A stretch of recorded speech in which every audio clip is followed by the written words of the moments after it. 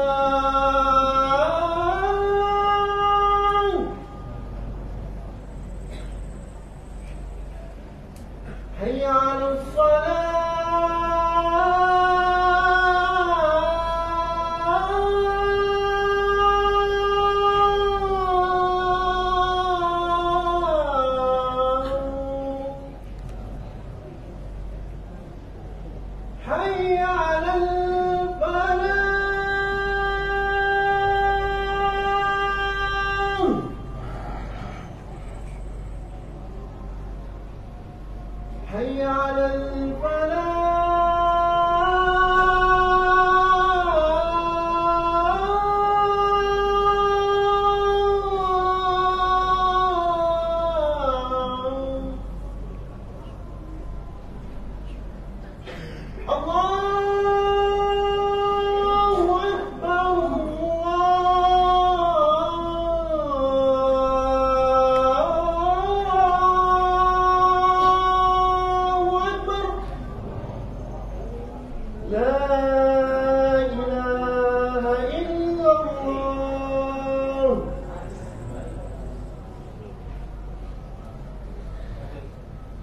Baik, para ikhwan yang dirahmati oleh Allah Subhanahu wa taala, dan masih banyak lagi hadis-hadis yang palsu yang berkaitan dengan mengerjakan keutamaan mengerjakan salat pada nisfu Sya'ban, dan kebanyakan hadisnya palsu. Dan memang hadisnya berkaitan dengan keutamaan-keutamaan yang sangat luar biasa.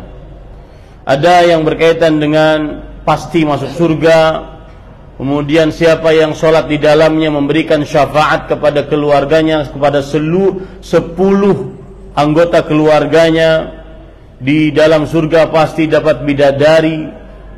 Kemudian juga termasuk orang-orang yang bahagia, kemudian juga mendapatkan seluruh hajatnya dia dapatkan. Semuanya hadis-hadis palsu, ya, semuanya hadis-hadis palsu. Dan untuk amanah ilmiah, saya baca kitab yang berjudul, jadi kalau ada yang protes silahkan baca kitabnya, ya. Saya baca kitab yang berjudul Al-Mizan limarwiyati fadaili syahri Sya'ban wa bayan ma fihi minas sunani wan nukran. Timbangan tentang riwayat-riwayat yang berkaitan dengan keutamaan bulan Sya'ban dan penjelasan apa saja yang disunahkan dan kemungkaran-kemungkaran yang ada dalam bulan Sya'ban. Ditulis oleh Fadilat Syekh Profesor Dr. Su'ud bin Ubaid Al-Umairi As-Sa'idi. Beliau adalah dosen di fakultas di Universitas Islam Madinah. Nah, itu, dan jika ada yang ingin mendownload, dipersilakan di internet banyak, ya, agar kita tidak bermudah-mudah meriwayatkan hadis-hadis palsu, dan bahkan yang menyedihkan kadang-kadang puasa-puasa yang disyariatkan dengan hadis-hadis yang sahih tidak terkenal di tengah kaum muslimin, seperti puasa Arafah bagi yang tidak menunaikan ibadah haji, 9 Dzulhijjah, puasa hari Asyura tanggal 10 dari bulan Allah Al-Muharram. Tidak ada warung-warung nasi kuning yang tutup pagi harinya.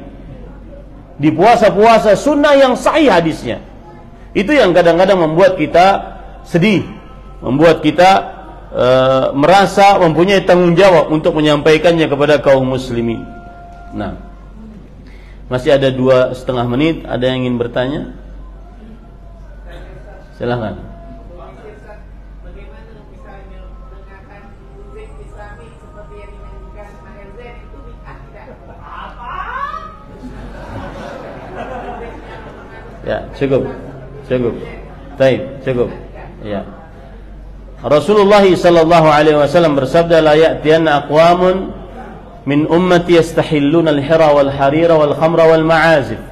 Sungguh akan datang orang-orang dari umatku yang menghalalkan al-hira wal harira wal khamra wal ma'azif. Al-hira artinya adalah perzinahan, wal harir sutra bagi laki-laki, al-khamra minuman yang memabukkan, dan al-ma'azif alat-alat musik.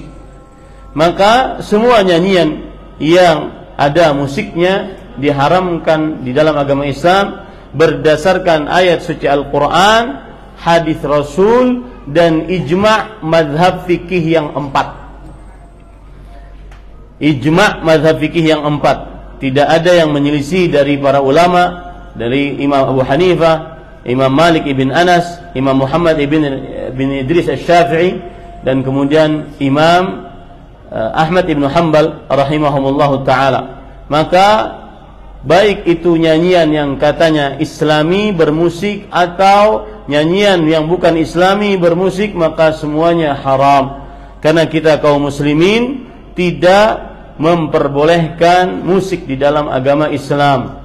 Dan siapa saja yang menyelisih ini berarti dia menyelisih Al-Quran, hadis Rasul, dan ijma' mazhab fikih yang 4. Tidak ada dan tidak boleh seorang mengatakan musik itu baiknya baik, buruknya buruk. Tidak ada. Tidak ada imam satupun yang mengatakan seperti itu dari imam mazhab fikih yang 4.